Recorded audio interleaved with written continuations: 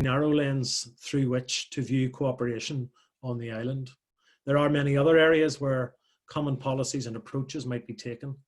And so it seemed to the Irish Association that this birthday junction was the right time for a critical appraisal of North-South relations.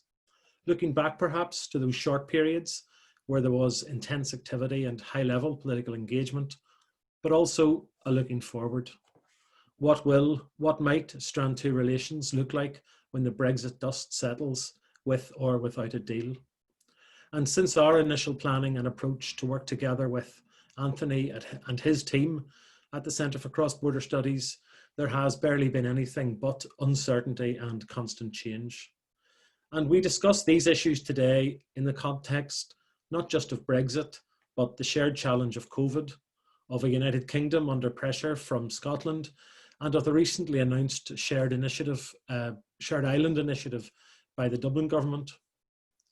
Those who founded the Irish Association in the late 1930s could never have imagined formal political relations between both jurisdictions on the island, and so opted to emphasise in our longer title the economy, culture and social relations. And that's a useful reminder, I think, that behind or maybe underneath formal high politics, what is at stake for the people of both jurisdictions on the island is their economic well-being, the full flowering of their cultural life, and wider improved social relations. In this birthday month, it seems to me we are at a moment rich with possibility but replete with uncertainty. And how elected politicians and wider civil society handle these current challenges in the coming decade could not matter more.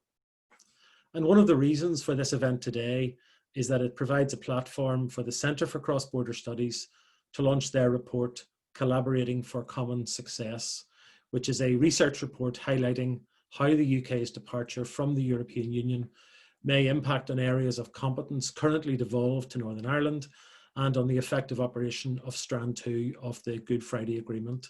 We'll do that launch at the end of this event in part 3, as it were. You'll already know the format of today's short seminar, and indeed many of the speakers. After Duncan Morrow gives the keynote, there will be an opportunity for a short question and answer.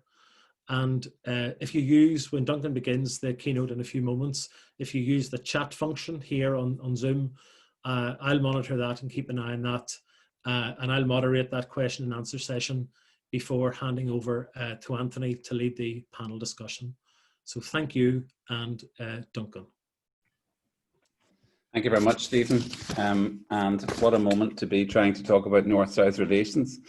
In a sense, I've been asked to talk about opportunities and threats, past, present and future. And in a sense, we are at a cusp where the future may or may not look like the present. So it's a moment where continuity, I suppose, is really at question, and so many options seem to be on the table. What I will try to do today, and I'll try to keep myself reasonably brief, is look just a little bit as a kind of a survey type of thing about what the past meant in terms of North-South relations. We're in the centenary year, obviously, of partition. Also then looking at, I suppose I want to take that up to the 2016, which is the Brexit referendum, which I think is a rupture for me, particularly around the certainty around North-South relations in a institutional sense, and then to consider some of the ways forward. So if we start out with this, which is that whichever way you look at it, partition was a rupture and a trauma for everybody. In some sense or other, the trauma may be different. The Unionist trauma may well be of trying to protect themselves as they saw it from a united Ireland, but certainly from leaving the empire, and a rupture right across the middle of Ireland for nationalism. But like a lot of traumas and ruptures, it does two things at once. It both ties people in, it fascinates, even as it alienates. With sex crime, the problem is that not just that people are alienated from each other, but they are possessed by the event. And one of the consequences, I suppose, is what Hugh McLennan talked about in Canada as the two solitudes. But the other is that the politics of the North in particular remained obsessed with the issues which had led to partition. So we had both. The continuity, in as far as it existed after partition and for the 100 years that have gone since, was overwhelmingly carried in the cultural space and in the private space, in education, in arts and sports, in churches and community life. But even economics in many ways operated in different spaces for a lot of the period. Sometimes partition, I think, overshadows the simultaneous and stealthy isolation of Northern Ireland within the UK. Whereas partition divides Ireland, devolution made Northern Ireland very much a special region, particularly until devolution was normalised in 1997. It isolated the polity, and it resulted in very much Irish narratives in both, rather than British and Irish narratives, the 1916 and 1690 problem, in which, in many ways, both nationalism and unionism ceased to be projects with a particular proposal and defensive projects defending themselves or prosecuting themselves in relation to an enemy other. And that sense of being a negative identity means that every peace process isn't just about the other, it's about challenging our own identity. In practice, great world events contributed to divergence. World War II, above all, was a different experience north and south of the border. And the rise of the welfare state and the NHS in the north created an entirely different experience of administration. But it resulted in some ways in insulating both Northern Ireland from the Republic, but also, especially after 1916, the border becomes a way to insulate the Republic from the North, as the North has become. After 1969, and even before, Ireland turned its back in many ways on the border. The border was very much the back room of the country. Northern Ireland may not have been foreign, but it was nearly foreign. And the border was in many ways, for everyday intercourse, a kind of a peace line for the majority of people. At the same time, it was, of course, a security obsession. The differences in jurisdiction allowed for all sorts of problems to emerge, and for a patrolling of the border which embedded historic relationships between the state and the local communities, but also the experience of the communities as trauma. I suppose the big story for me, if you look at the arc of the history since 1969, is in fact the growth of London-Dublin partnership. If you start in 69, where effectively that was a very arm's length partnership, you go through the period of the Sunningdale arrangements in the early 70s, but also of joining the common market as equals. It tended to change the frame within which this was worked. It was no longer north-south, but it was the governments seeking to solve Northern Ireland. And the two governments as a concept obviously was turbocharged, particularly in relation to the Anglo-Irish Agreement and the post-Anglo-Irish Agreement. So that from 1985, they effectively convened the peace process together. They produced framework documents, which they both signed off. They convened a diplomatic coalition across the world. And in many ways began to rely on what they had in common, their legal and political framework above all. And there are numerous ones, but above, key to those are the four freedoms, the EU's four freedoms: freedom of goods, freedom of services, freedom of capital, and freedom of movement of people. And in some ways, the social capital element was exacerbated or was encouraged then by EU interventions in the peace programme, the Interreg programme, as well as the International Fund for Ireland. But in a sense, the agreement also constituted Northern Ireland as a political and legal exception within a broader British and Irish framework. Yes, British legitimacy was recognised, but it was double consent in a sense within self-determination. There was mutual citizenship between Britain and Ireland on a highly unusual basis. There was formal institutional cross-border networks which applied only to Northern Ireland. And critically, there was the role of international law in the form of the human rights conventions and the equality of treatment provisions, of which were normative at that time across the European Union. And maybe even more, allowed a kind of informal development, which for me was always symbolised by the ability of an Irish president simply to cross the border without any formal state framework, which I'm not aware of any parallel anywhere in the globe where heads of state simply were allowed to almost set aside the nature of international jurisdiction. And at a more profound and everyday level, of course, the role of pragmatism, cross-border commuting, infrastructural investment, agriculture, networking, something which previously had not been a priority. The reopening of border roads is a small scale. The building of the finalising of the Belfast to Dublin corridor was a bigger one. The peace process and the agreement transformed, of course, the atmosphere around cross-border relations. The efforts to normalise relations were both formal and intentional, and informal and organic. The Celtic Tiger created a new dynamic across Ireland, and their road building programme and the rail infrastructure programme seemed to me to be really critical. Towns in the Belfast-Dublin corridor, Newry above all, I suppose, were revitalised. Change was evident in politics, and we've talked about it already in the North South Ministerial Council at a formal level, and the agencies and bodies under that.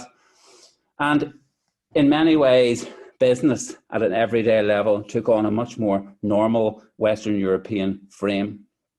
At the same time, in the political negotiations, it always was clear that faced with the choice between the realpolitik of ensuring that violence was eliminated, so a containment, and the idealistic politics of reconciliation, the former would take priority. Changes in government in Dublin and London as a result of the financial crisis emphasised that Northern Ireland had slipped down the priorities. And from now on, and for most of the time till 2016, the governments seemed to take a view which was it was simply to prop up the institutions as required, and crisis management replace any direct day-to-day involvement.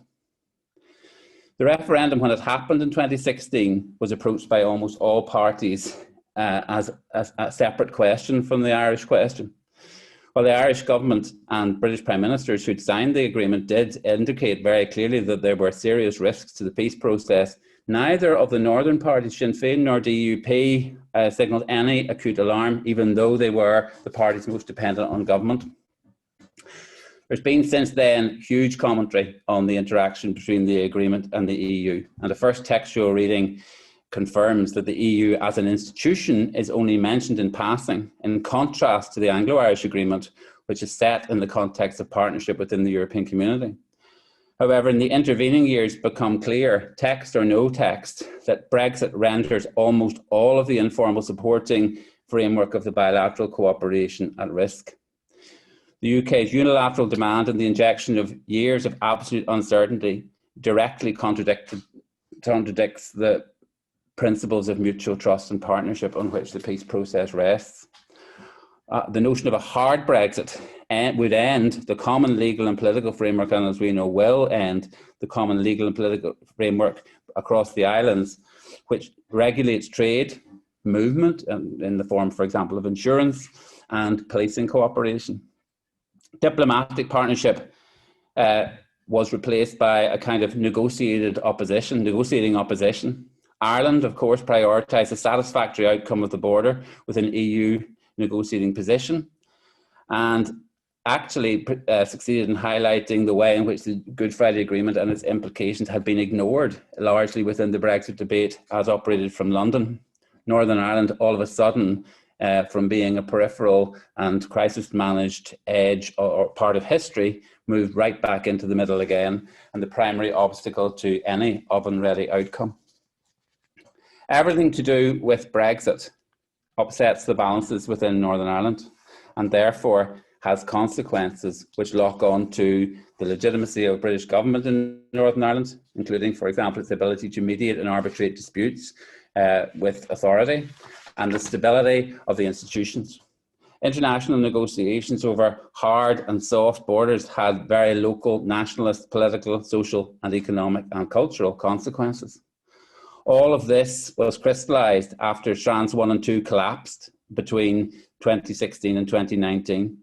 Direct intervention by the British government, directly dependent on the DUP, would have destabilised Northern Ireland at that time. The British-Irish framework was impotent to mediate.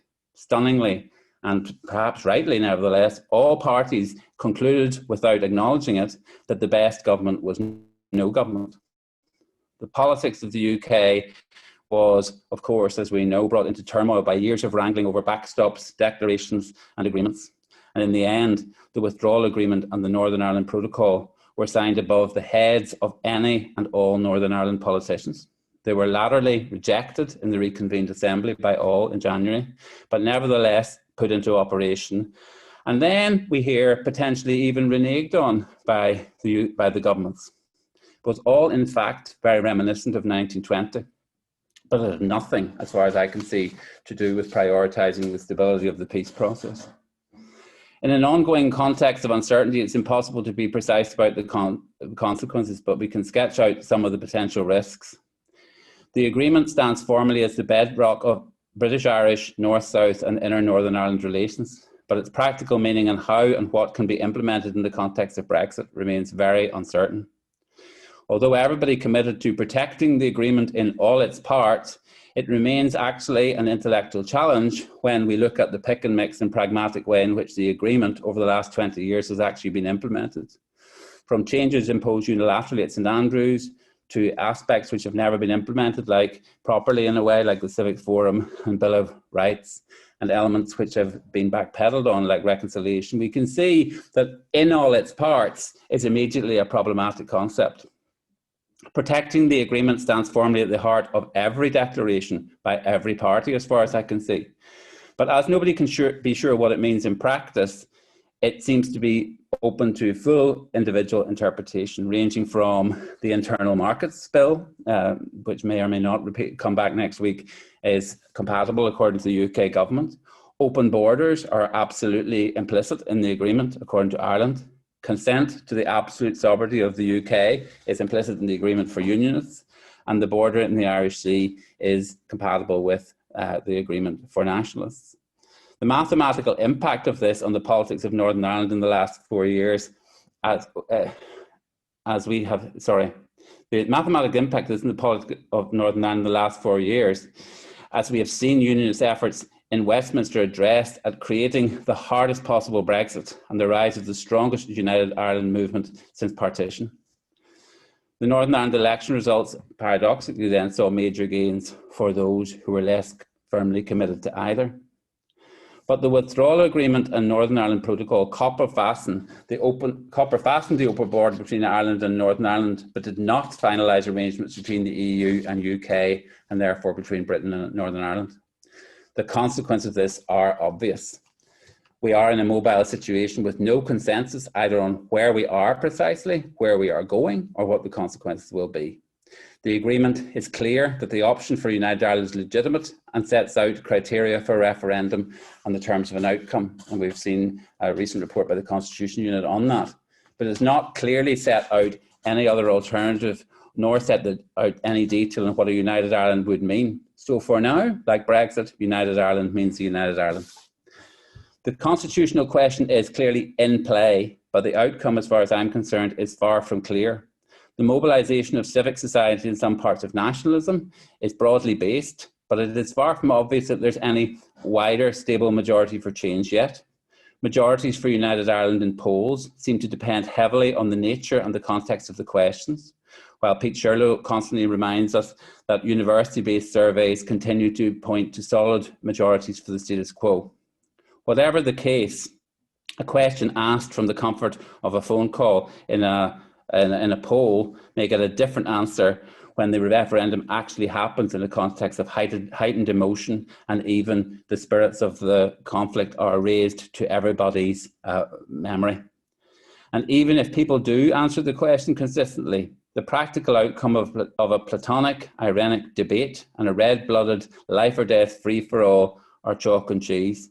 A close-run victory in an emotive context would be disastrous for any project in aid of reconciliation, tolerance and mutual trust, let alone equality, partnership and mutual respect. Unionism has clearly suffered a strategic defeat. The appearance of power in Westminster counted for nothing when the chips were down. And having rejected Theresa May's efforts, the DUP ended up having to swallow a withdrawal agreement that potentially placed Northern Ireland at permanent and perhaps lengthening arm's length from Great Britain. And having lost the Unionist majority in the Assembly in 2017, and watching a potential there could even be a Nationalist First Minister within measurable time, the future looks less secure than ever. The future of the Union now mathematically depends on voters who did not vote for Unionist parties in 2019. At the same time, official Unionism continues to set its face against any acknowledgement of the United Ireland question for fear that it will become inevitable.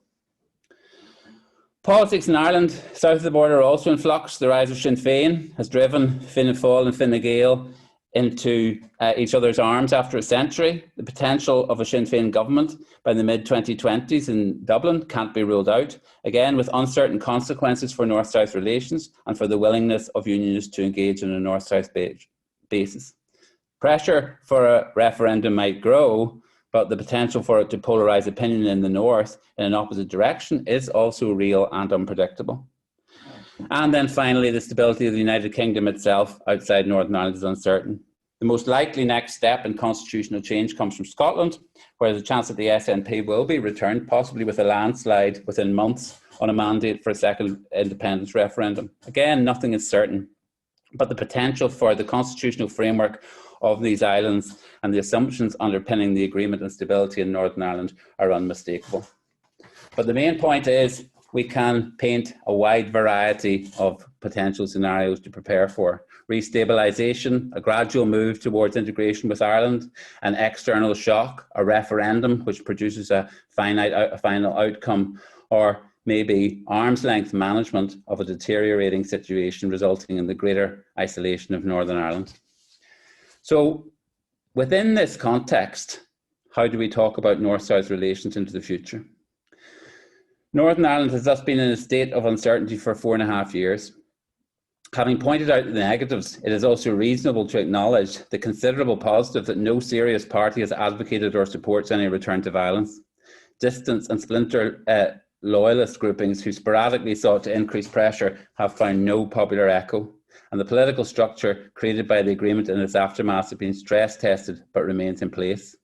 The 3 years of hiatus between 2016 and 2019 demonstrated both that neither Britain nor Ireland have any better solution. One may doubt the claims of a new approach for a new decade, while acknowledging that the agreement still provides the only place to look for stability in the turmoil. The context of North-South relations, as with all elements of the agreement, is then set by these 2 points: institutional continuity and contextual turmoil.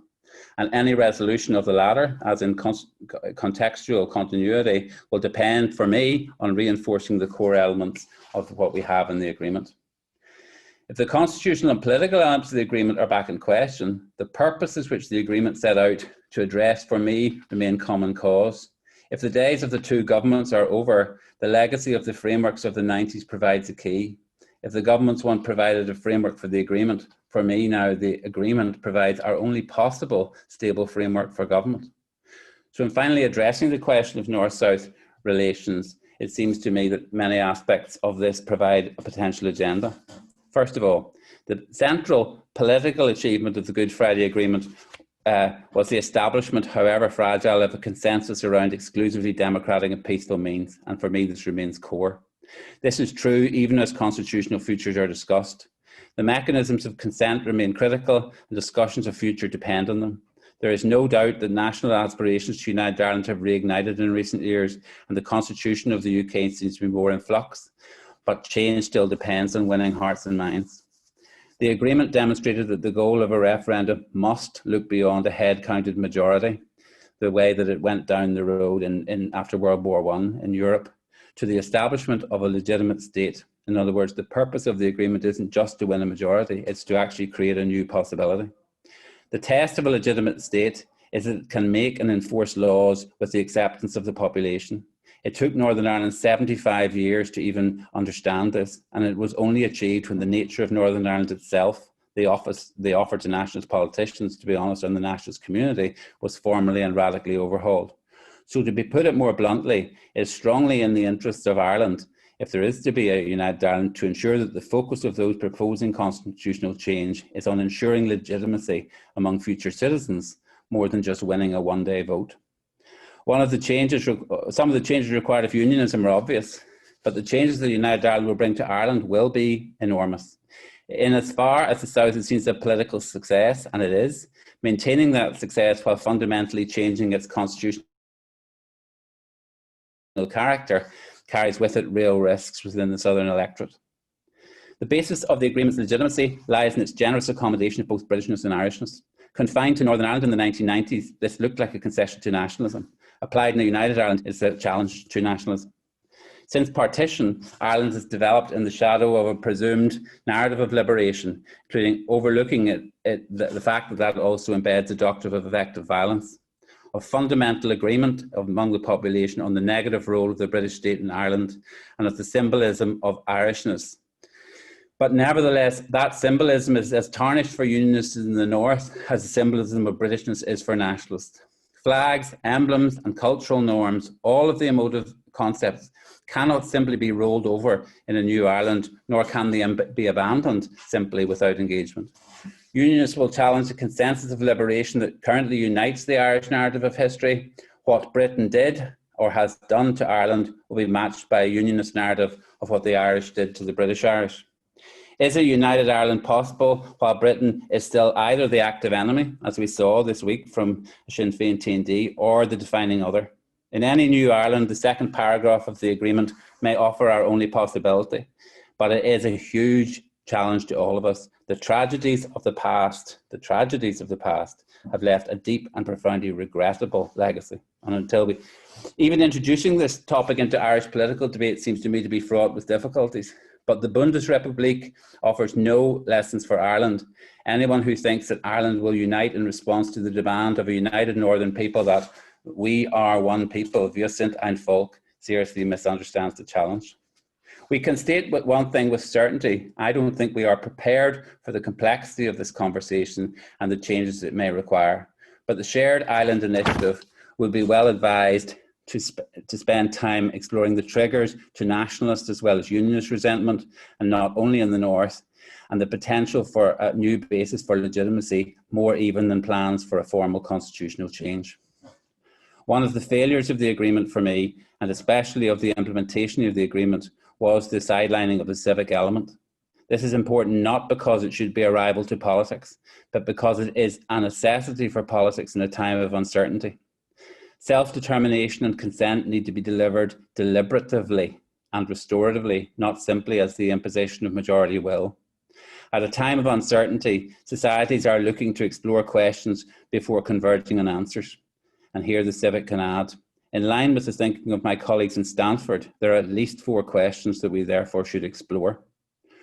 Can we trade our ideas of a shared future before we decide on a single one, and at least come to the version that the only legitimate ones are ones which are shared, if you like, include the other? What do we need to happen if we are to trust one another in the future? These are practical steps. What are the social and economic consequences of change that are going to be essential for our new conversation? And what are we going to have to let go of or give up on to reach a deal? And how do we manage this? So political unionism may wish to prevent a united Ireland appearing inevitable. Republicans may have a single constitutional objectives, but civil society is more complex.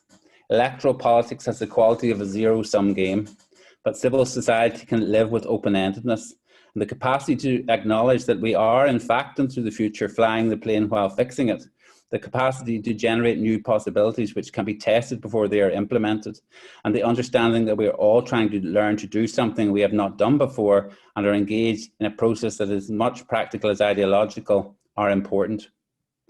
This is clearly the work of a Shared Island Initiative, and it can be supported by others, but it must now be north-south in scope and transcend a simple dialogue between north and south and include the peoples on these islands talking through complexity.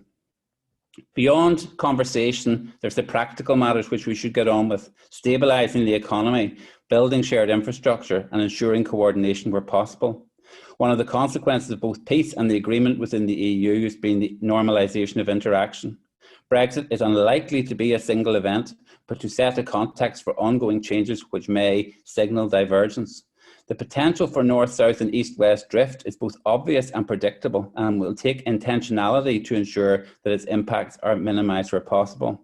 This includes issues of cross-border commuting and finding Irish solution to Brexit problems going forward. COVID-19 has shown us that no Brexit border will contain a pandemic.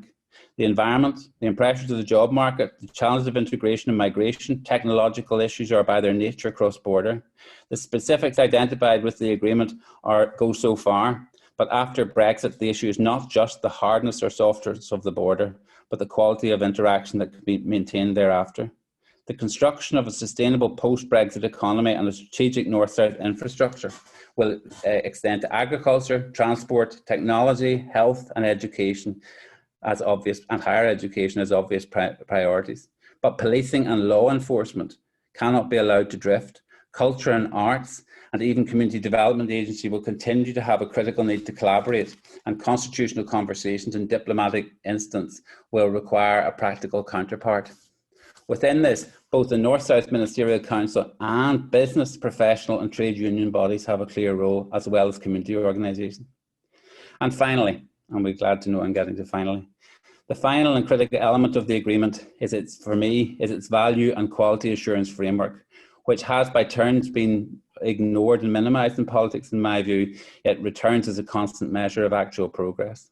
By this I mean the reconfiguration in the agreement of the political processes in Ireland as a journey towards the achievement of reconciliation, tolerance and mutual trust, and to the protection and vindication of the human rights of all on the basis of partnership, equality and mutual respect. All great words, but frankly, outside this framework, the agreement always falters, and without it, we have no compass on which to measure success or no rules on which we judge how we move forward.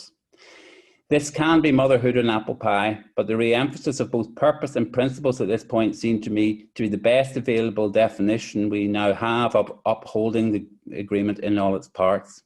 It is also the reason why the agreement, for me, has to transcend Brexit rather than the other way around.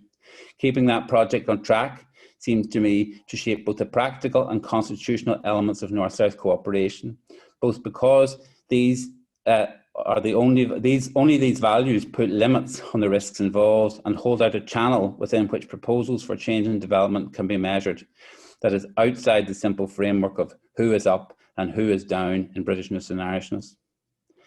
They're also future orientated, these values, and reach to include a far more inclusive group of people. In practice, what this means is not theoretical. They have to become intensely practical. That means that resource allocation in relation to North-South work should, in my view, be proofed against their potential to achieve these kinds of aims: a quality of Ireland, North and South, and not only a quantity, achieving sustainable goals, not merely managing shifting political interests. Infrastructural work, educational structures and curricula, voluntary sector engagement, cultural interaction can all have a dimension of promoting shared space, improving the qualities of life and ensuring access.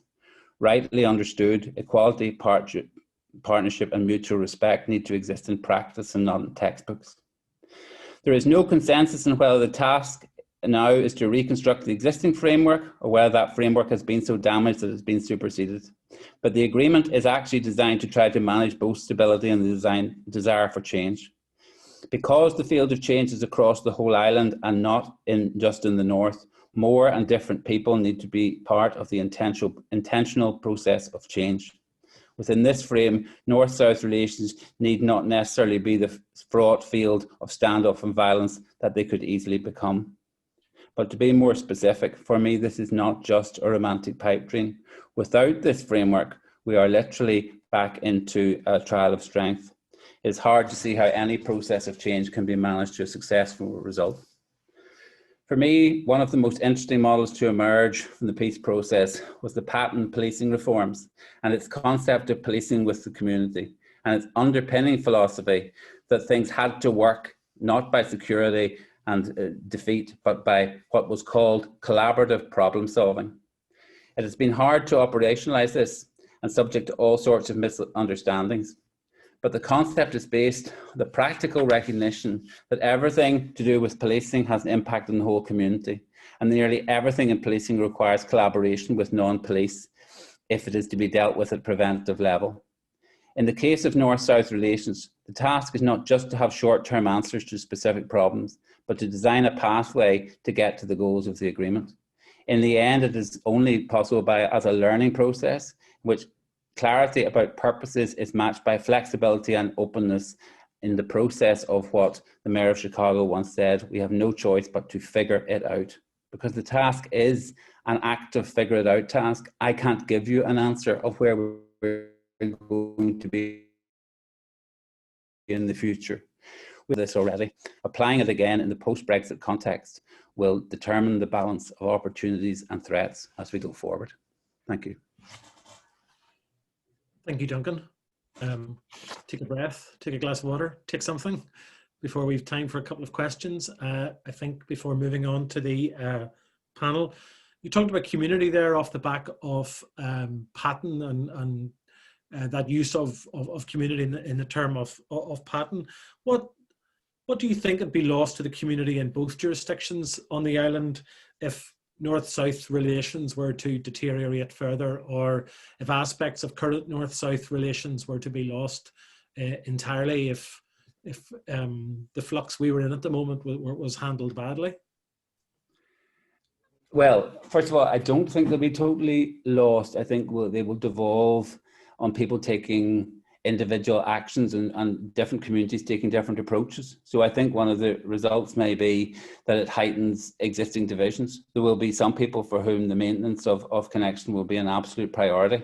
There'll be others who, in the absence of any formal support or any mechanisms through which it happens, it begins to wither or is seen as a threat. And I think that for me, nothing is static. There is no static outcome here. So when you ask me specifically what would be lost, I think what we lose at a strategic level is any sense of the normalization and of it's sometimes called fudge when people look at it cynically, but for my view it is the flexible management of people's ambiguity in the north around Ireland, which has allowed nationalists to be able to feel part of a wider Irish community and allowed unionists to participate in it as a practical thing without feeling forced to go past where they feel comfortable. And we've seen all sorts of unusual consequences as a result of that.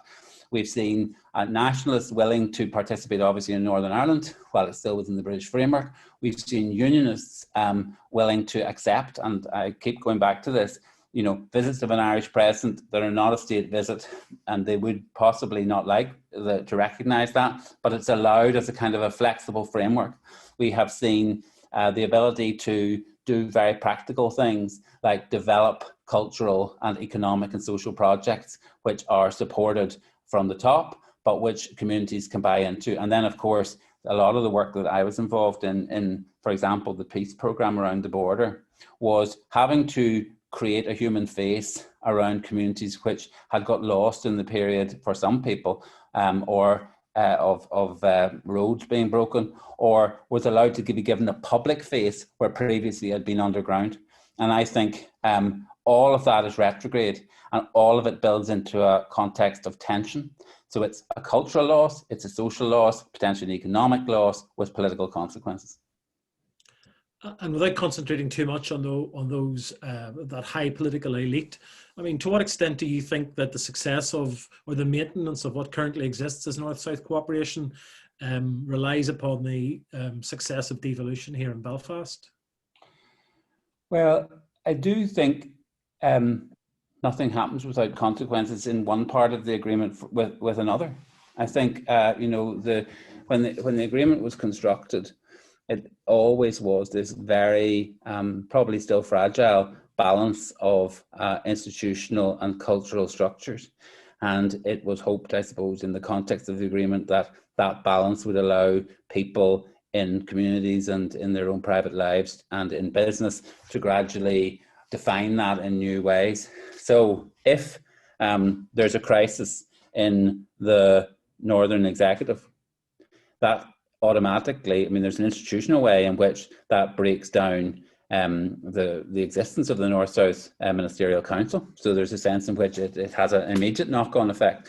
But at a less formal sense, I think what that represents every time is, first of all, it's the heightening of tensions between nationalism and unionism. And in the context of Brexit, I think that automatically becomes one about the border and about the future of United Ireland and what we're going to do about a referendum, which has huge consequences for people on the ground. I think also when the Northern Executive ceased to exist, the big problem is what you replace it with. And while between 2016 and 2019, the answer was with nothing, and with the civil service kind of operating almost a zombie government. In other words, implementing only those things they had permission for from 2016. One of the consequences was that Northern Ireland, the North even, had no real say in what was going on in really critical discussions. Second of all, the thinkable alternatives. Direct rule is extremely difficult, I think, in a context now of a Brexit, because what does it mean for the British government to run those two jurisdictions? When the point of renewal of the withdrawal agreement comes, how will permission be given for continuing the arrangements with Ireland or not? How will that be measured? But then beyond that, if you look at a potential British-Irish solution to this, it's extremely difficult to see how that happens in the context of Brexit. So my answer to you is that sustainability in the North, sustainability on the border issue, and North-South relations are now probably even more interlinked. We do need to see the continuity of the institutions in the North at this stage as an important dimension of North-South relations, I think. Super, thank you. There are other questions we could get to, but we've tried in designing this event this afternoon to place a premium on good timekeeping and being finished at the time we said we would. So can I thank Duncan and hand over now to Anthony, who's going to pick up and chair the panel discussion. Thank you very much, Stephen, and thank you, Duncan, for that excellent contribution. And just in case, Duncan, this is specifically to you. If you're staying with us and you have a couple of minutes, this is like setting you a test. If you go into the Q&A function, you'll see that quite a few questions came directed at you, which you are, if you want to, you can answer privately to those people who pose the questions to you. Obviously, you sparked a lot of interest in what you were saying, but I'm really pleased that Stephen and the Irish Association have partnered with us here at the Centre for Cross-Border Studies to bring this event to you today, particularly in terms of its subject matter, which is obviously close to the Centre for Cross-Border Studies heart. So really glad that Stephen and the Irish Association reached out to us. But I'm also extremely glad and extremely grateful to those who are joining us today, who are our panelists for today. Michele Shirlow, Ken Nelson, Professor Mary C. Murphy, and Professor Feargal Cochrane. I'm not going to go through an introduction of everybody now, particularly because Michele Shirlow is under some time constraints, so she's kindly agreed to join us today. So I'm going to ask Michele to speak first, but I will introduce Michele now. Michele is the Chief Executive of FoodNI, which is a membership organisation with over 450 member companies, and the organisation is dedicated to enhancing the reputation of Northern Ireland's food and drink. Michele, having been central to the delivery in 2016 of the first ever year of food and drink in Northern Ireland, she's now spearheading the Taste the Greatness strategy to establish Northern Ireland as a leading food region in the UK by 2021. What an interesting year to achieve that by 2021. So without further ado, I'm going to ask Michele just to make some remarks in terms of her thoughts around where we are, where we come from, and where we're going to. So over to you, Michele. Okay, thank you very much. And apologies, everyone. I have another board meeting at 3 o'clock. So thank you very much for the invitation today and the introduction. I think it's important just to give a bit of background to say we started 12 years ago and we had 6 members. And as you say, we've now well over 400. But the whole food and drink landscape is just something that has changed beyond recognition in the last 12 years. And I believe for the better. Really, during the pandemic, we were actually a commodity focused. You know, prior to in earlier years, we were very much a commodity focused, commodity led region, and we're now much more innovation led. And we've got many young and fast growing companies springing up and adding value to healthy and wholesome food. And we now would have a reputation for a food tourism offering and a stronger respect in the community for local food. And really the political conflict had repressed all of that. and we have had a food and drink rebirth. In 2016, as you say, we were our first ever year of food and drink, and as a result of that, Northern Ireland won World's Best Food Region at the International Travel and Tourism Awards over in London. Quite an achievement for a region that prior to that had been very commodity focused. But it's really worth noting that we as an economy are twice as dependent on food and drink and agriculture as the other regions in the UK. It'll probably come as no surprise to know that the industry is very integrated in the island and across the islands. In practical terms, produce such as beef and milk cross the border many times, and we all have an all island animal health approach. Just as an example, apparently Bailey's Irish cream crosses the border 5 times during the process. The industry in the north probably has a perception that Irish government policy is more friendly to agri-food and looks enviously at the promotion of Ireland as a food island and the investment by government bodies in the south, such as Bord Bia. But both the food industry in the north and in the south are very, very heavily dependent on the GB market. So 40% of food produced in Northern Ireland goes to GB, which is about £2.6 billion every year, and 60% of it transits through Dublin Port. And €4.4 billion worth of food, euros worth of food from Ireland goes to GB every year as well. And as an island, we are a food producing region. We couldn't actually consume all that we produce, and we have to export. But the whole thing is very integrated. It's a cyclical, circular, integrated supply chain across the islands. It fascinated me to discover that, you know, chicken produced in Portadown leaves Portadown, goes to a central holding station over in England before it comes back to Marks and Spencer's at Sprucefield, but that's the way it works. The majority of business people in Northern Ireland voted to remain in Europe, and it's not really clear cut across all food and drink, you know, where the benefits are in terms of, if there are any benefits in terms of Brexit. It's a very diverse sector. Some sectors such as fishing, you will see in the news, there's lots of debate and lots of arguments, and that will be quite different to other major sectors like beef and dairy. Despite being asked by the government to prepare, it's still not clear what the real impact will be on the 1st of January 2021, and there's still no sign of any crucial trade agreement. Some clarity, thankfully, has been provided around VAT procedures, but concerns are really in the industry growing over the future of trade between Great Britain and Northern Ireland.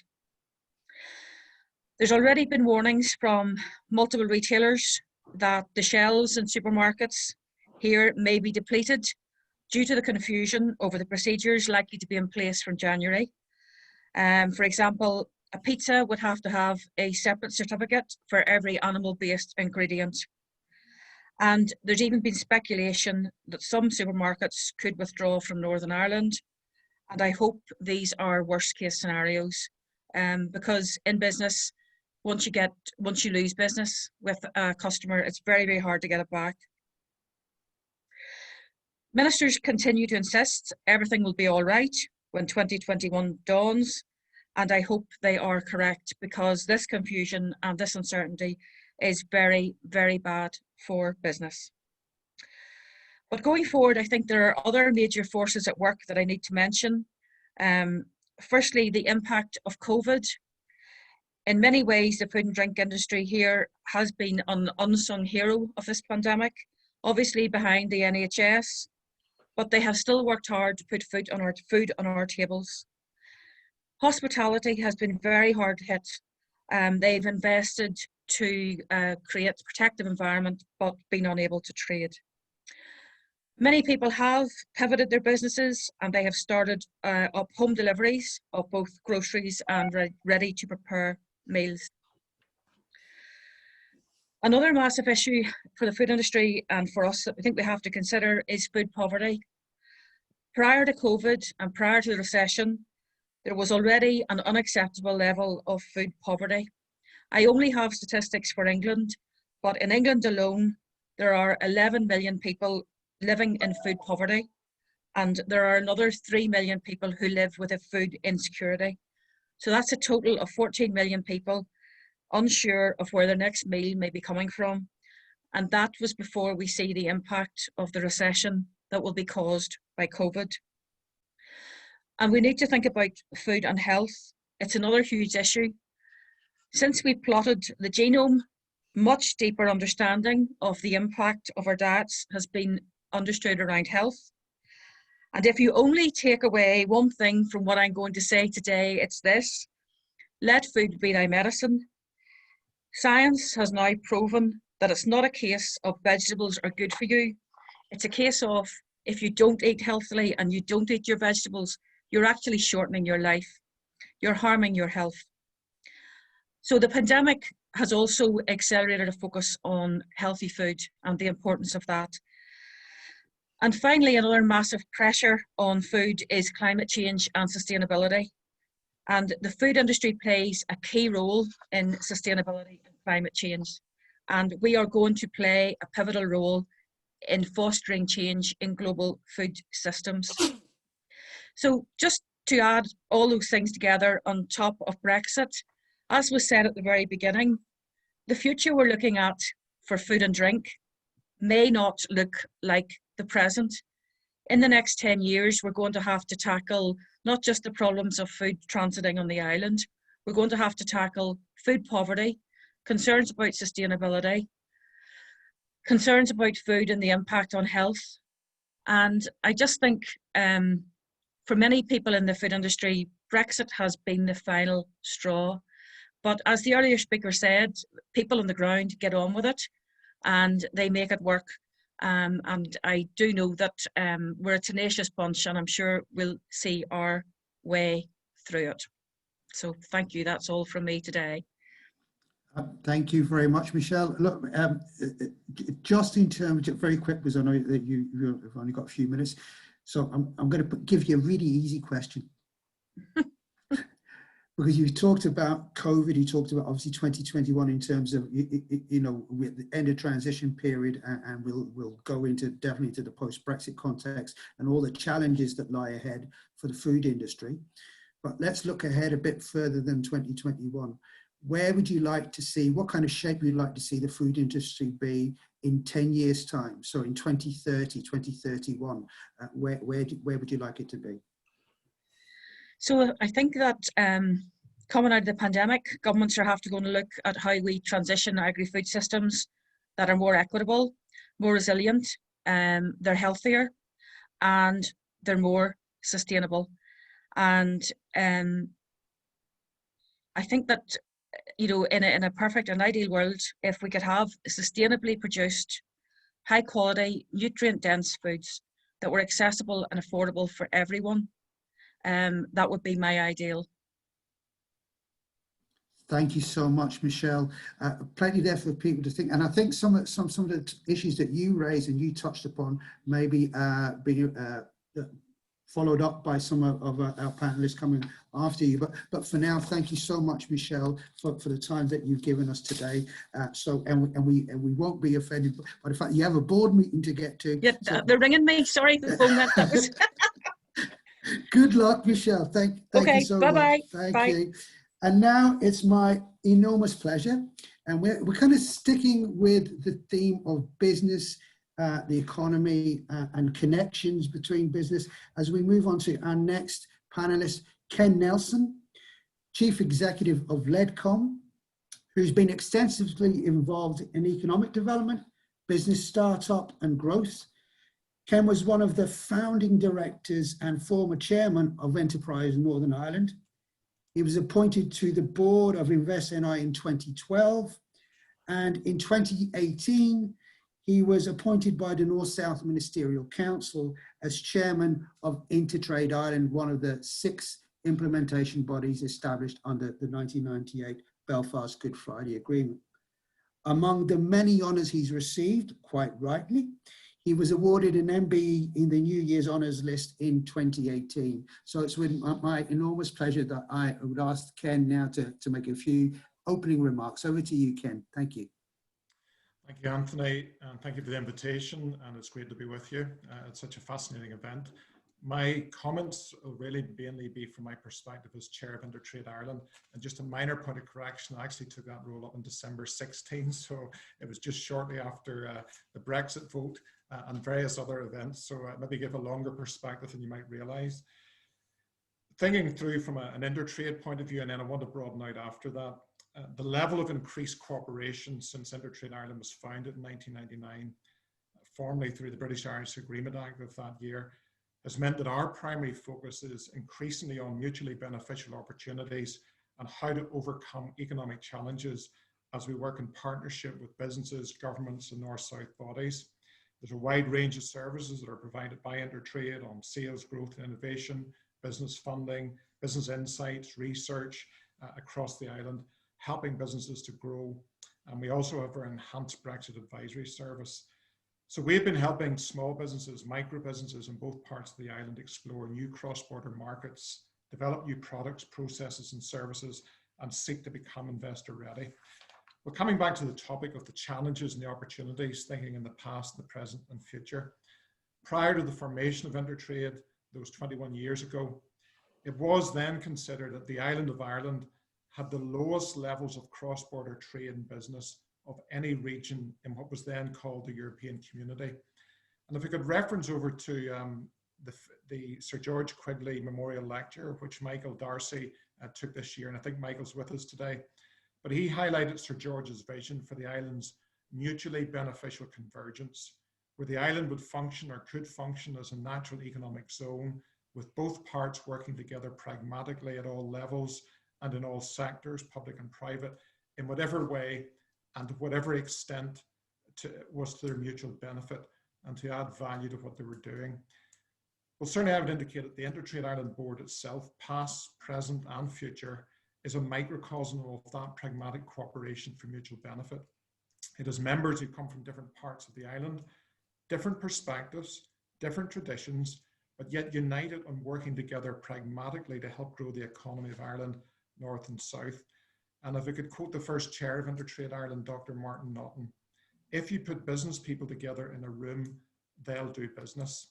And during the last 21 years, the landscape of cross-border trade from that low base that I've mentioned earlier has changed significantly, moving away from a position in which there was little interaction between business, academia, research, and public sector organizations working together towards one of real relationship, which creates new opportunities, helped in part to the work of InterTrade and the bodies it collaborates and partners with, fostering, supporting, and developing the business and research communities links between north and south. Now, my time's limited, but I could go into great detail to give some of those examples. And since our inception, we've worked with something like 42,000 businesses right across the island. And those businesses, with our support and the support of others, have created and protected 16,000 jobs and generated more than 1.1 billion in business development value. Well, coming back to a more reflective approach, in the rich but very often painful history of this island, business and trading relationships have so often been a force for good, building respect and understanding. And from a very personal perspective, born in the 1960s, growing up on a County Antrim dairy farm through the Troubles, as politics and politicians and their arguments came up for discussion, maybe around the dinner table, my father, a hardworking farmer, he sometimes distilled it down to a very simple formula. Well, what will all this mean for the price I get from my milk? And in Michael Darcy's lecture, he noted that the Good Friday Belfast Agreement accommodated politics and identity, and he included reference to a Northern Ireland farmer whose farm straddled the border. And Michael quipped that the farmers' cows and their milk could be British or Irish or both. My late father would have appreciated that approach, whatever was best for the price of milk. Well, cross-border trade reached an all-time high of 7.4 billion euros in 2018, or 6.5 billion sterling. Participation in cross-border exporting makes an important contribution to the performance of individual businesses, local rural communities, and the broader economy of Ireland North and South.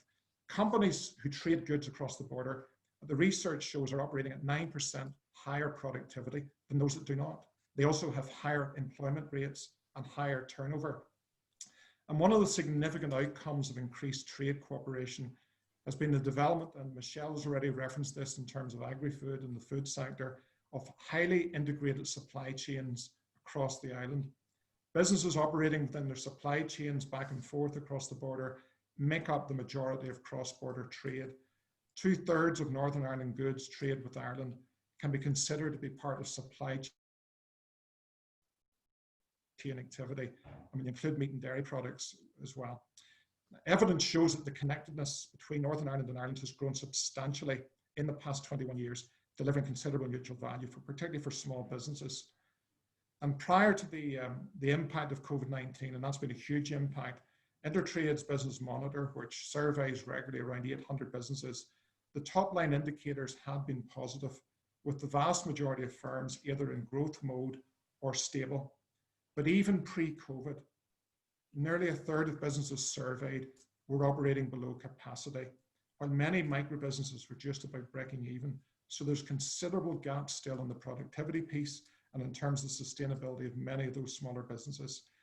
Our latest Business Monitor research shows that the impact of COVID-19, combined with the uncertainties of the EU withdrawal agreement, are creating considerable concerns for business. 3 main factors: business and consumer confidence, reduction in demand, and cash flow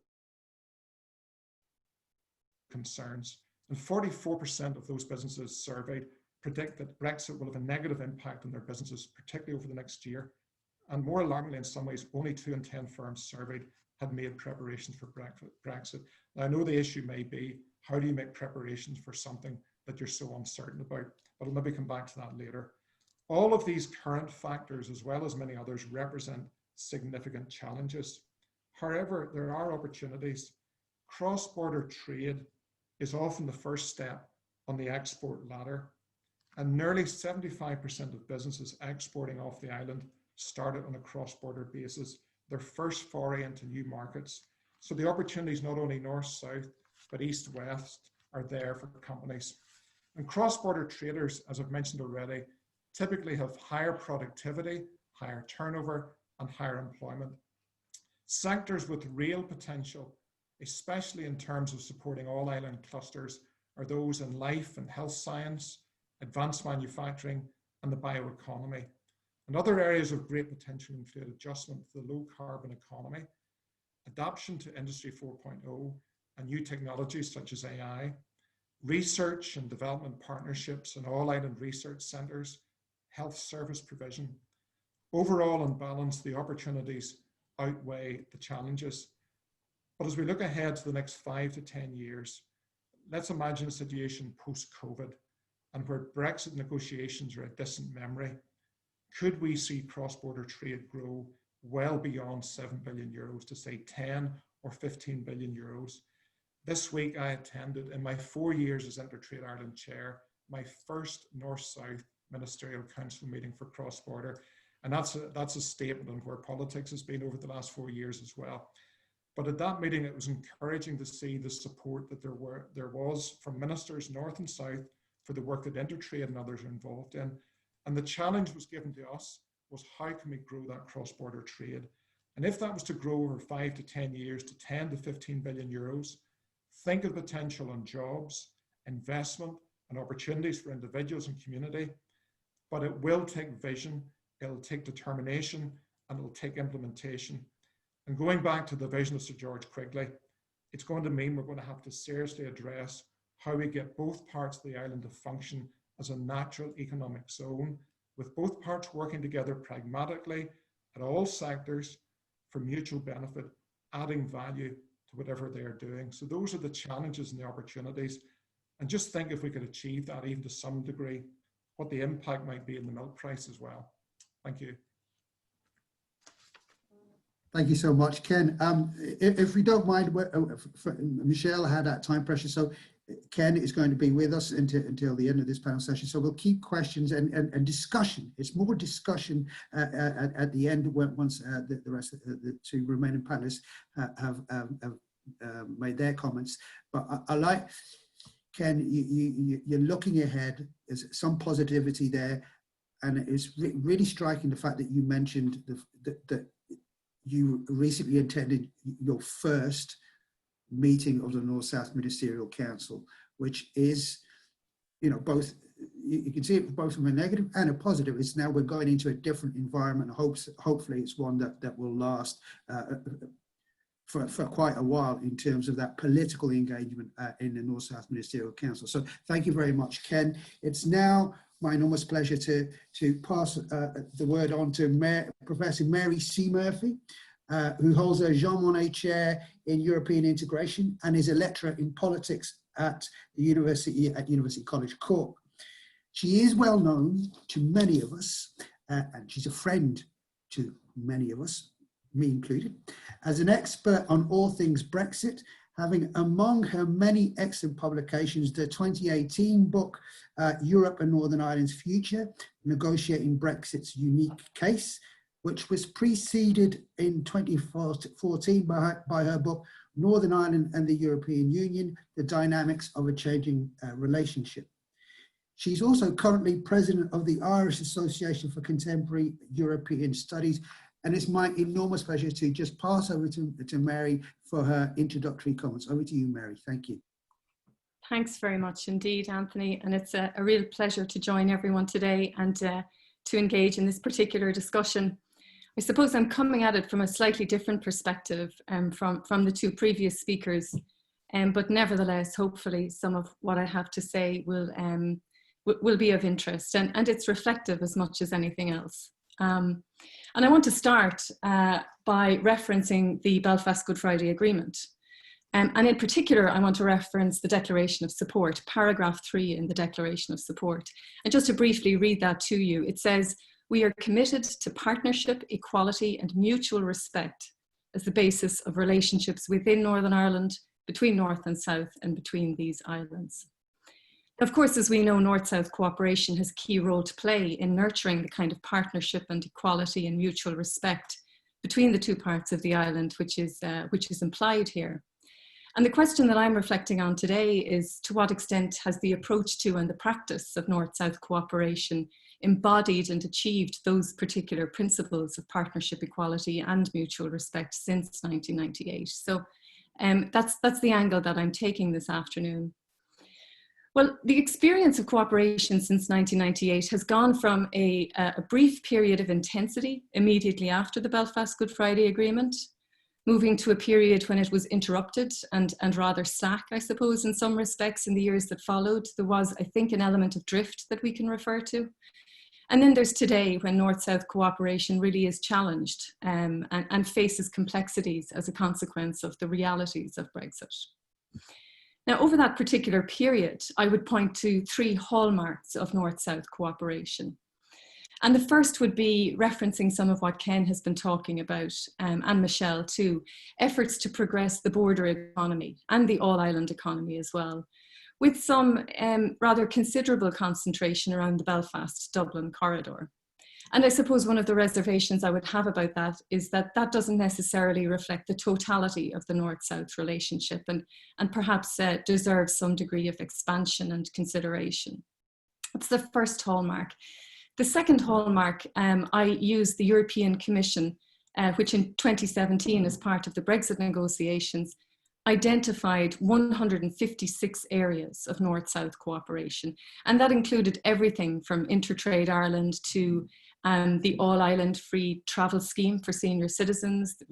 There's the All-Island Pollinator Plan, there's cross-border GP out-of-hours services, etc., etc., etc.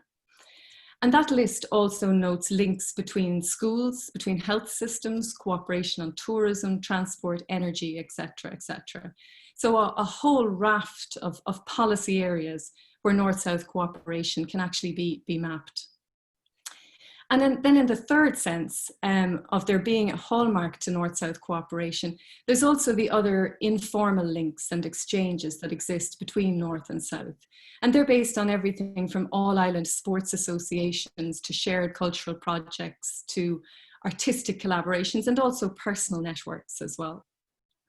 So if we put all of that together, it begs a question about, well, what are the core achievements of all these different facets of North-South cooperation?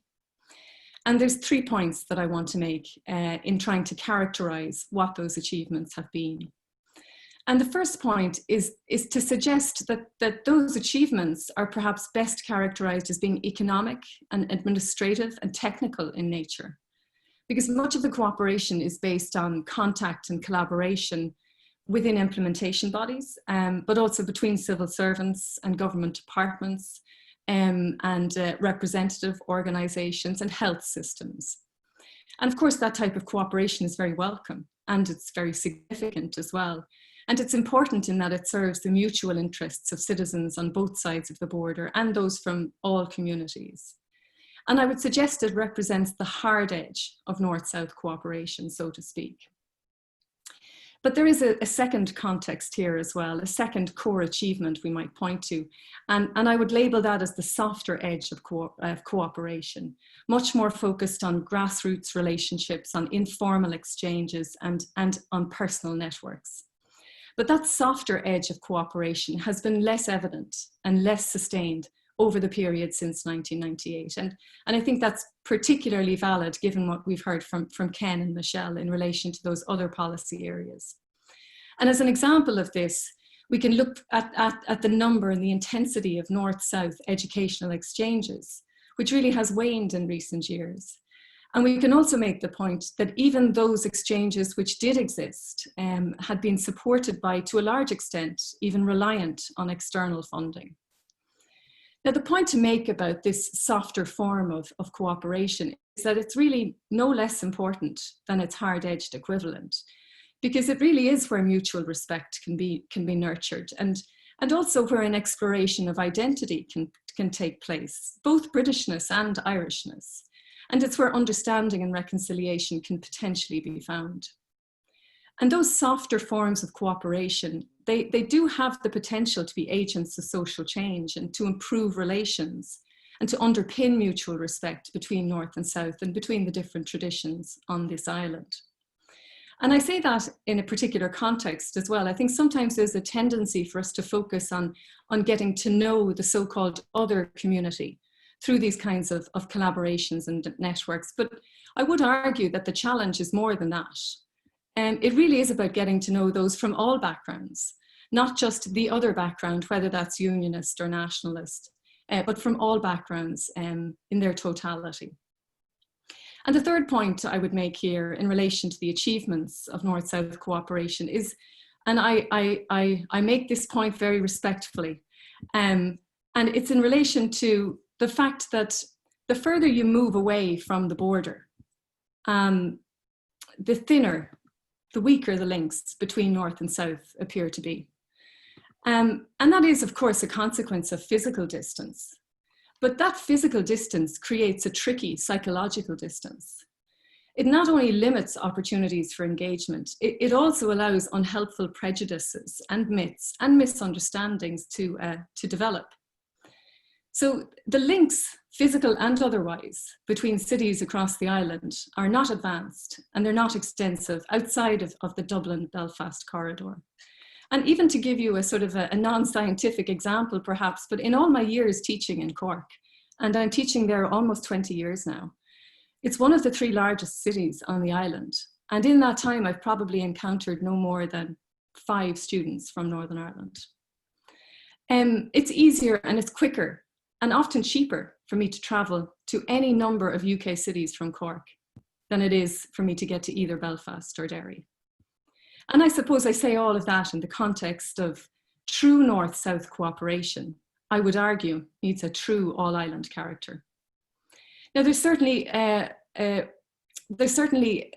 positives that North-South cooperation can record some wins, but I suppose my point today is that its remit can, perhaps even should, be more expansive and be more more comprehensive and more inclusive if it's to meet the ambition set out in the Belfast Good Friday Agreement's declaration of support. And the Taoiseach's Shared Island Unit, which Duncan referred to earlier, it does make some commitment to pursue such an agenda. But for that unit to achieve its objective, champions of North-South cooperation across this island are important, and so too are resources and a supporting infrastructure. But most important of all is perhaps reciprocity.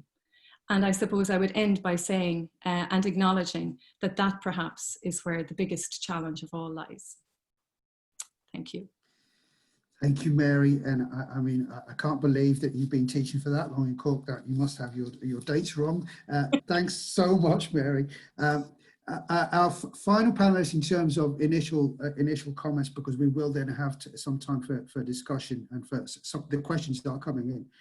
Our final panelist, I'm welcome to introduce, and very pleased to introduce, is Professor Feargal Cochrane, who's Emeritus Professor of International Conflict Analysis at the School of Politics and International Relations at the University of Kent. He was previously Director of the Richardson Institute at Lancaster University, having also held academic posts at both, this is great, at both Ulster University and Queen's University of Belfast. Well done, Feargal.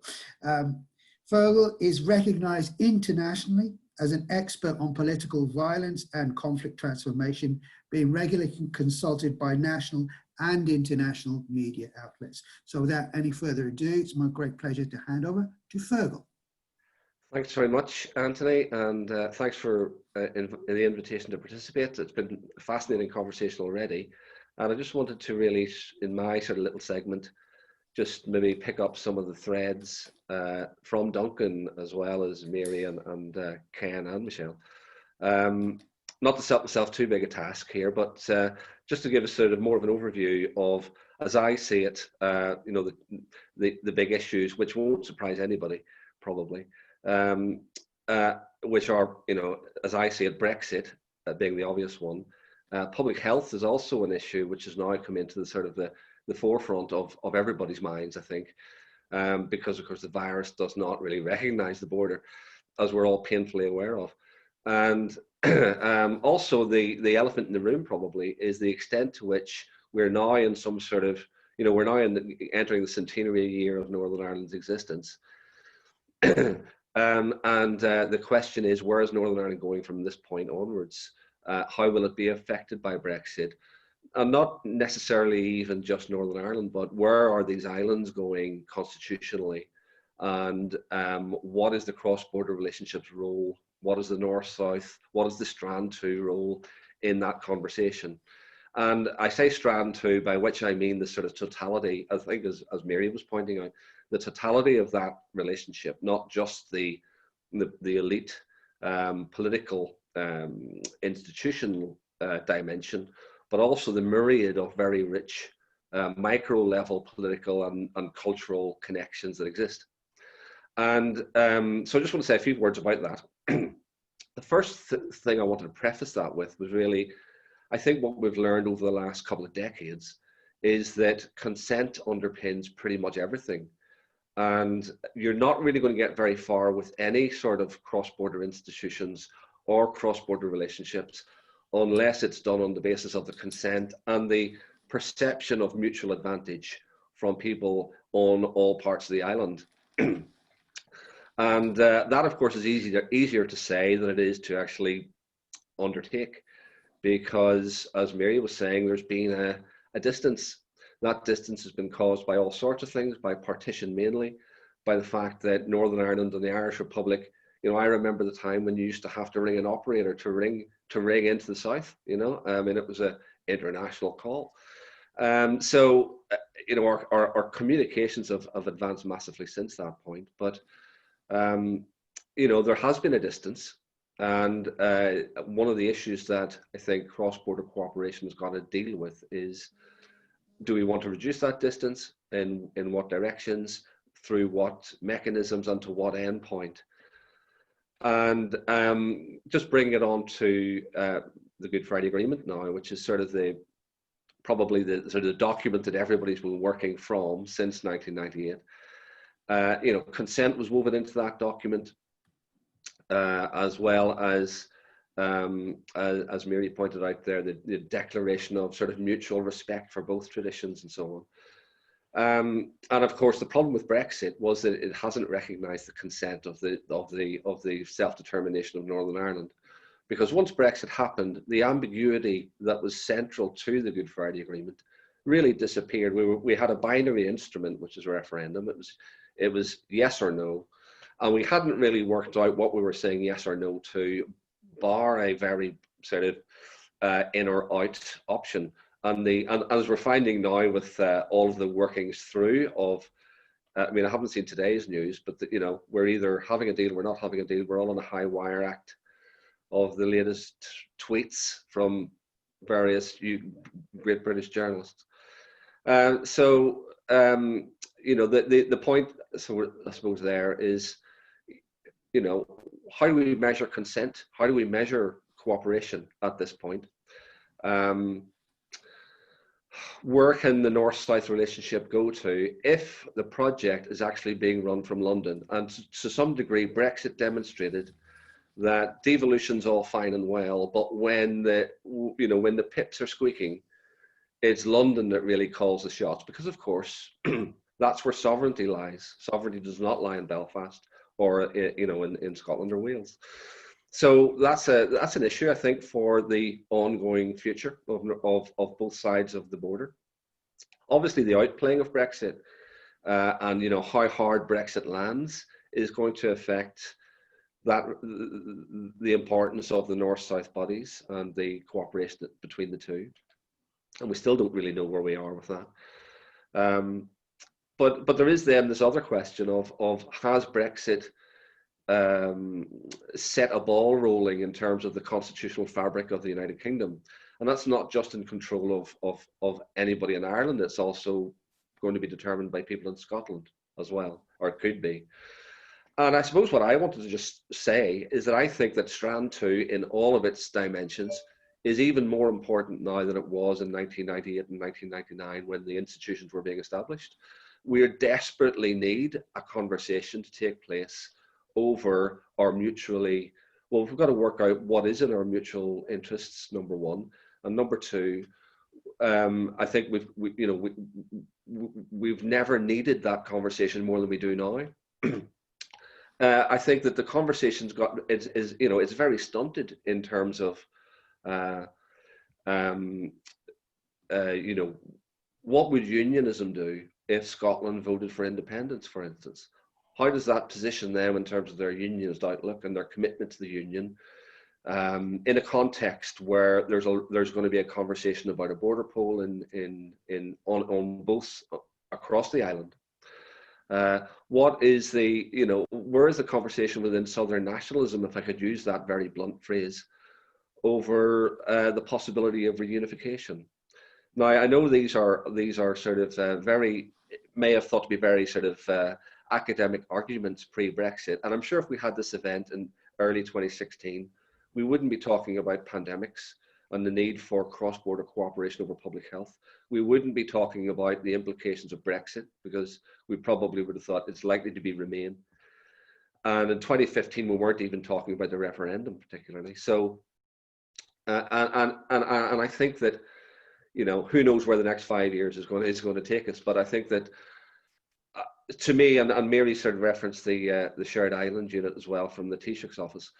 And of course, there is a sort of a fear factor amongst unionists of even getting involved in the conversation, because once you get involved in conversations, you feel that there's an outcome that is predetermined.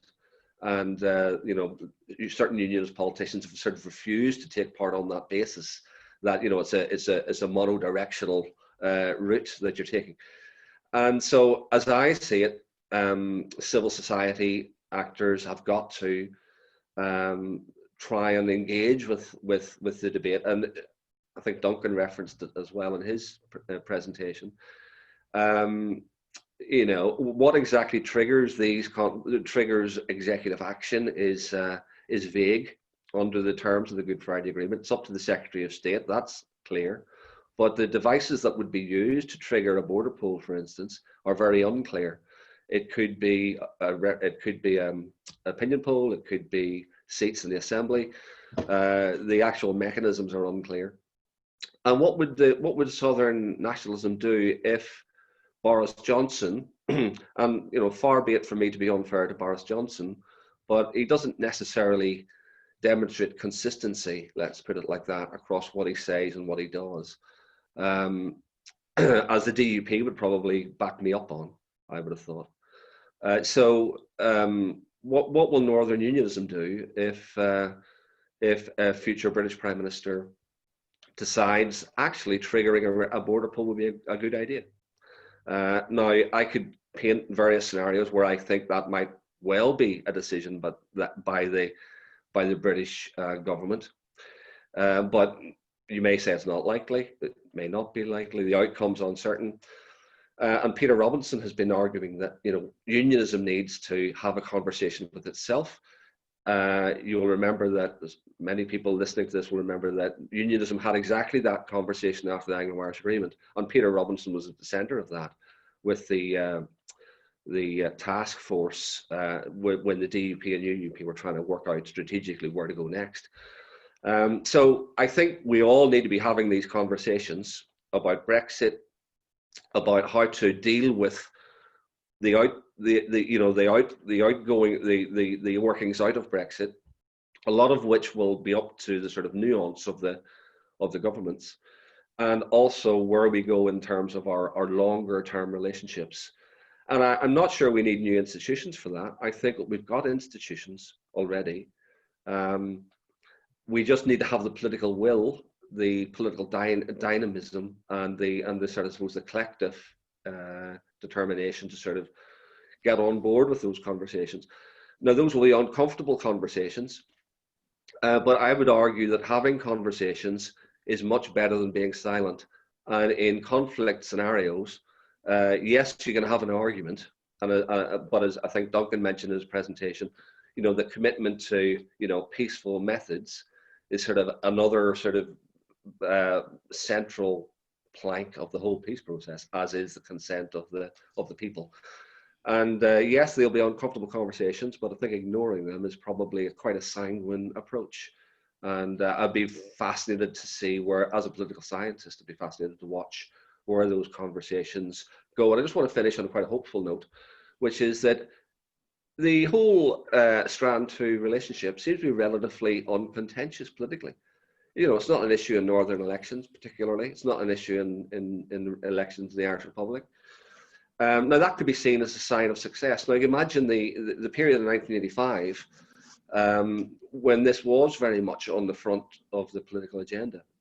The fact that there was any sort of cross-border relationship, or if you look at Sunningdale back in 1973-74, and we've come on significantly from those periods, when actually, the fact that we have got these common issues seems to be relatively, as long as it's done through mutual consent and cooperation, seems to not be scaring people particularly. So I think that's a good basis upon which to move forwards. So I'll stop talking. Thank you so much, Feargal, and thank you to all our panelists. We have time for a couple of questions, and they've been coming in. Some of them are and hopefully everybody looks at the chat function. There's been some really interesting comments, some relating, for example, using it or looking at the example of the Nordic countries and the Nordic Union and how that operates. Others talking about precisely the relationship, future relationships, configuration of relationships between these islands, Scotland, Northern Ireland, the Republic of Ireland as a configuration. But perhaps we'll start, Mary and Feargal, you referred a lot to this notion of consent. We need consent to do things, to move forward, and to engage in certain conversations. So I'm going to be coming to that in a moment, but first I'm going to go to Ken. Ken, you refer to, and people have been commenting and putting questions around, there is the debate around, the political debate that there's in terms of how we arrange things politically. There's lots of ambiguities, but at the end of the day, businesses get on with the practical stuff.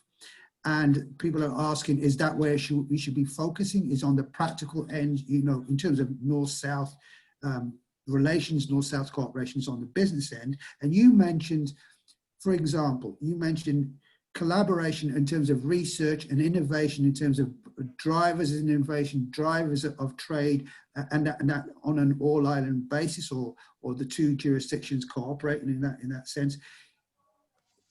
Just asking you this simple question: if that potential was fully exploited in terms of all the collaboration that you noted, where there is potential, where would you see us, the economies of the two jurisdictions of this island, being in the next 10, 20 years, if we did exploit all the things that you noted in your initial comments? Thanks, Anthony. Certainly what you would hope would be, first of all, the quantum of growth in terms of that cross-border trade, that at 7 billion euros currently is good, but there's scope to grow that significantly. And I think it is possible that could be doubled. The areas in specific where you would see growth that we would see in terms of the InterTrade 2022 corporate plan, it's certainly the small business growth in supply chain access and management, cluster development, particularly in areas that I've mentioned, and there may be scope for regional cross-border functional economic areas would be one area as well. And particularly the development of projects around the bioeconomy, advanced manufacturing and materials, life sciences, and they're strategically relevant to Ireland and to Northern Ireland because they offer significant opportunities for cross-border cooperation for that strong piece of mutual economic benefit and bilateral partnerships. And from our perspective, I mean, the enhanced use of digitalization and data analytics sort of underpins all of that.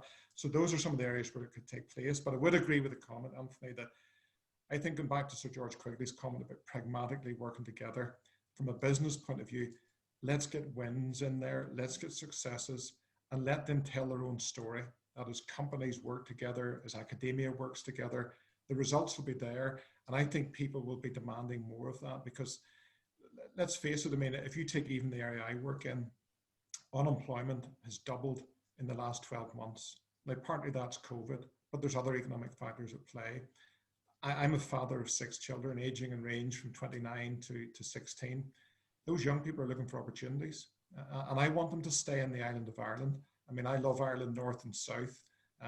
We normally holiday in Donegal. The last 2 years have been in Kerry. The beauty of the place, the opportunities from the place. So we need to grow those sectors where those younger people and others can get those opportunities. And that's where I would say the growth is there. So let's just make it happen. Thank you so much, Ken. And that really touches me as well in terms of my own children, wanting them to stay here in what is an excellent place, a beautiful place, and making a future for them in both jurisdictions on this island and within these islands. But coming back to Mary and Feargal and this notion of consent. Now, both of you, both Mary and Feargal, you talked about, and I think you very correctly emphasized, North-South cooperation or all-island cooperation in all its dimensions. So not just what happens in terms of the formal structures of Strand 2, the Good Friday Agreement, but everything that happens around those structures or happen even before those structures ever came into place, that North-South cooperation, that cross-border cooperation that was there for decades before, and you mentioned it quite rightly. But this is a blunt question in terms of consent and how do we move on, and how do we move on in terms of North-South cooperation. Would it be fair, and perhaps coming to Mary first and then Feargal, you can pick up, would it be fair to suggest that unionism should be concerned about these softer forms of North-South cooperation you refer to? So forms of North-South cooperation that aren't in the institutional format, therefore are not, under the direction and the supervision and the accountability that both the Oireachtas and the Northern Ireland Assembly have in terms of what happens in a North-South Ministerial Council. Would that not, should unionism not see that as something to be fearful of, this promotion of softer forms of North-South cooperation? So maybe to you, Mary, first, and then over to you. Thanks for that, Anthony. And I think that's a very fair question, because those softer forms of North-South cooperation, they can take a life of their own. There can be a momentum to them. They can be organic in nature. And for that reason, they can be a little less tangible than some of those harder forms of cooperation. And in some ways, I can appreciate why unionism might be suspicious, for want of another word, of the intentions and the motivations behind that form of cooperation. But I suppose my remarks about developing those forms of cooperation between North and South is really intended to be as much about dialogue and contact between nationalists on both sides of the border as it is about dialogue and contact between Northern Unionists and Southern nationalists. Because I think what's sometimes underappreciated is that given the history of the island, you know, there's very different lived experiences that nationalists have. They have the same political aspiration is the same, but their actual lived experiences are very different, and that creates its own forms of misunderstanding. So it's not necessarily a point which is directed exclusively at unionism at all. But the second point I would make in response to the question is that for nationalists, and particularly for nationalists who live at a distance from the border, it's difficult to know or understand unionism without engagement. And I suppose in that sense, we can't necessarily know how to respect unionist positions and symbols without the type of nuance and detail which can really only be delivered by unionism and unionists themselves. And I would even go further than that and suggest that unionism perhaps needs to do that, particularly through its young people, for the benefit of young people around the rest of the country, here in Cork or Galway or Limerick or elsewhere, because it is that generation, I think, which perhaps more than any other generation needs to understand the nuance and the detail, because they are the generation that have no lived experience of conflict. So I appreciate the question, and hopefully that maybe clarifies what my perspective is on it. Thank you, Mary. Feargal, would you like to make a comment on that? Yeah, I mean, it's a great question, really, and I think it gets really under the skin of a lot of things, which is people who are worried about the future are very reluctant to engage in the present because they fear that, you know, there's an agenda attached to it. But I think, as Mary was saying, that fear is only going to remain unless you do engage and get a more, let's say, holistic understanding of the various varieties of viewpoints. Otherwise, it becomes a stereotype. And I think unionism has agency and needs to use its agency. And it needs to use its agency intelligently. And there are very intelligent unionists who are capable of doing that.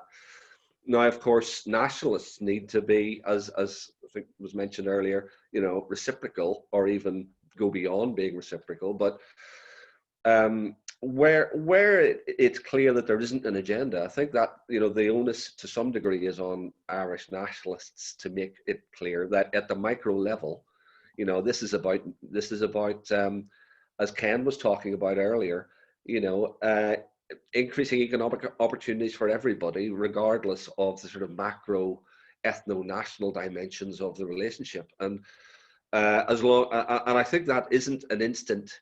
That's not an instant phenomenon. That is probably something that's going to have to build, like as trust builds in a relationship. You know, that's a longitudinal task. But you know, you're not going to get there unless you really get moving. And I see the Strand 2 relationships as critical to building that that level of trust. And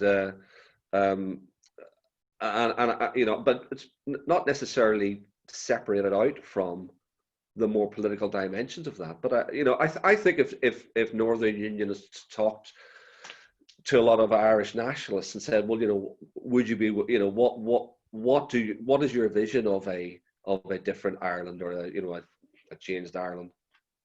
They'd be quite surprised at the dimensions of that conversation, you know, and I think that needs to proceed. Thank you very much, Feargal. We're kind of running out of time, unfortunately. But hopefully the discussion will continue afterwards.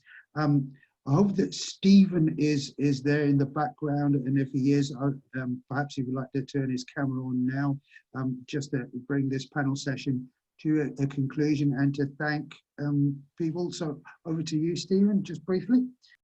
Thank you very much. This is one of those odd handovers you normally see in television rather than on Zoom, where I have to thank Anthony again for chairing that debate, and thank the panelists. I have a private thanks to some colleagues in the Irish Association for the hard work of putting together that panel, but Ken, Feargal, Michele and Mary come from very contrasting backgrounds and very contrasting experiences in various different jurisdictions, and they could not have assembled a better panel to tease out this kind of moment of where we are, of past experience and future challenges. So I want to thank them and Anthony for doing that. As I said in my introductory remarks, one of the great opportunities of collaborating today was that the Centre has a report to launch. I am told the short title is Collaborating for Common Success, and it's in part funded by the Department of Foreign Affairs in Dublin. And Anthony wants to use this opportunity today to launch this report, and I think speak a little bit about some of the findings. So thank you very much, Anthony.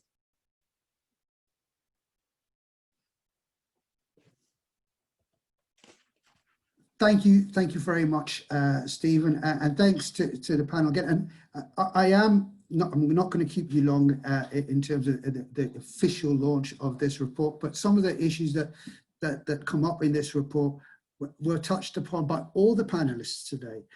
So it's a great pleasure for me to do this today. And Stephen, yes, quite correctly read out the short title of the report. The report itself actually came about as part of a project that was funded and generously supported by the Department of Foreign Affairs Reconciliation Fund. So the report came out of a research project that began in July 2019 and finished in July 2020 of this year, a larger project out of which this report came. The project itself and the report had a couple of overarching objectives, which was to really highlight how the UK's departure from the EU may impact on areas of competence devolved to Northern Ireland, and therefore on the effective operation of Strand 2 of the Good Friday Agreement. So it was initially focused on those formal structures, precisely that Mary and Feargal were talking about, and obviously that Ken has intimate knowledge of. The structure of the report that came out of the research has three strands to it. So it's looking initially at the concepts of devolution, repatriation of competences and North-South cooperation, then looking at how UK common frameworks might or not respect the commitment to North-South cooperation. And then finally, it was looking at 2021 and beyond, looking at common challenges and common opportunities for North-South cooperation. The research and the report that came out of that research was informed by a series of interviews done with active and retired policymakers, people involved directly in North-South cooperation organisations, business representatives, a whole range of actors. So it's informed by what they told me, but the conclusions reached in the report and as part of that research are my own. They're not reflective necessarily of what people told me. But what I'd like to just very briefly, in terms of what came out of the research and it has gone into the report, a few things I would just want very quickly highlight here today. And first of all is looking at the Strand 2 structures, looking beyond 2021 in terms of how those Strand 2 structures will enable, keep these European connections post-Brexit, and thereby involving Northern Ireland through Strand 2 in that post-Brexit European connection. And I'm highlighting two of those immediate factors. One is the Peace Plus programme, which is now being confirmed and which the UK government is contributing significant amounts of finance to, as it obviously is the European Union and the Irish and government, as well as the Northern Ireland Executive.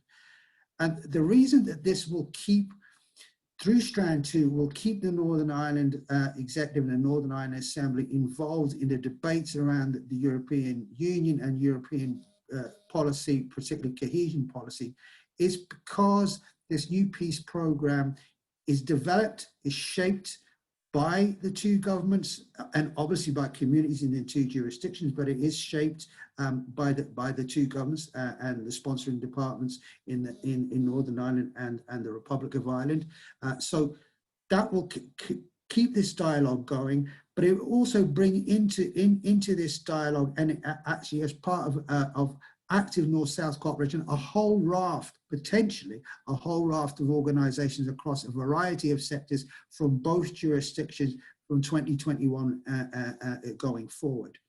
Another immediate factor that will obviously keep Northern Ireland, and I don't mean keep as in hostage, keep as in a dialogue, the Northern Ireland institutions, is through the North-South Ministerial Council.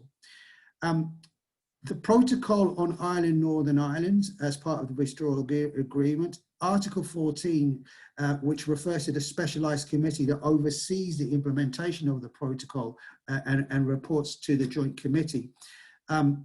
Article 14 specifically mentions the North-South Ministerial Council and the implementation bodies that were established under the Good Friday, the Belfast Good Friday Agreement, as interlocutors with the specialised committee. So the specialised committee can receive proposals directed to it from the North-South Ministerial Council and from the implementation bodies. That means that there is a potential there for the Northern Ireland Executive, for Northern Ireland ministers with their colleagues from the Irish government to come together in the North-South Ministerial Council to put forward proposals in terms of the maintenance of North-South cooperation as the protocol on Ireland, Northern Ireland is implemented. So those are just two very immediate factors that will ensure that will keep this dynamic going through the Strand 2 institutions and through Strand 2 activities. But again, just very quickly, in terms of a lot of the feedback that we were getting during the research phase and in terms of the conversations that we were having, and it was looking at devolution to Northern Ireland and its part in North-South cooperation. So the responses that came back were in terms of devolution being seen as being the best possible response to for a cross-border region, because the cross-border responses will always be more locally attuned if there is devolved government in Northern Ireland. However, what also came out in terms of devolution was that it is not the guarantee of the adoption of North-South responses in the absence of what people refer to constantly as champions of North-South cooperation. Other people termed it as heavy lifters of North-South cooperation at all levels of government, and it can only also happen in terms of agreement between and within administrations. So there must be agreement between the Irish government and the Northern Ireland Executive, but it also has to be agreement within the two administrations themselves. Another point that was made in terms of devolution was that it also doesn't necessarily offer visibility to all forms of North-South cooperation. Again, this goes back to what both Feargal and Mary were referring to earlier on. So what came out was this need for an attentiveness to North-South cooperation that take place outside of the formal structures of Strand 2 as we move forward to the new context on the 1st of January 2021.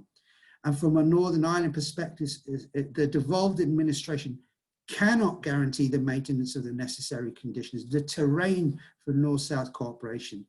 Significant responsibility for this lies with the UK government. And this came out quite clearly. There was people's fears that that too much responsibility was being placed on the Northern Ireland Executive in terms of how we maintain the conditions for North-South cooperation going forward. Now, I know our time is running short, so I'm just stopping here and just pointing you to the release. You should be getting a link to this, to the executive summary for this report, and I would ask you to have a look at it, comment on it, and if you want a copy of the full report, that there will be instructions on how to get that. So I'm going to stop there, and Stephen has also left me instructions, I think, unless Stephen wants to come back now, and in which case I'll ask you to put on his video. Is actually, and there he is. I'm going to hand over to Stephen. What a beautiful face to see. So thank you very much to everyone. I'm handing over to Stephen.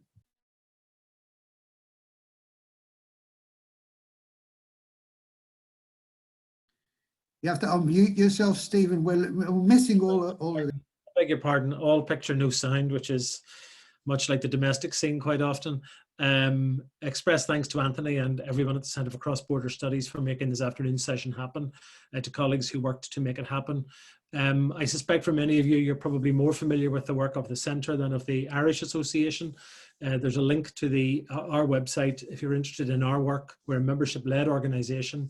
If you're interested in becoming a member and furthering this debate, please think about that and follow those links. And to digest some of the report and the findings launched this afternoon, we may well pick this up again next year when we have some certainty. And thank you again for your attendance this afternoon.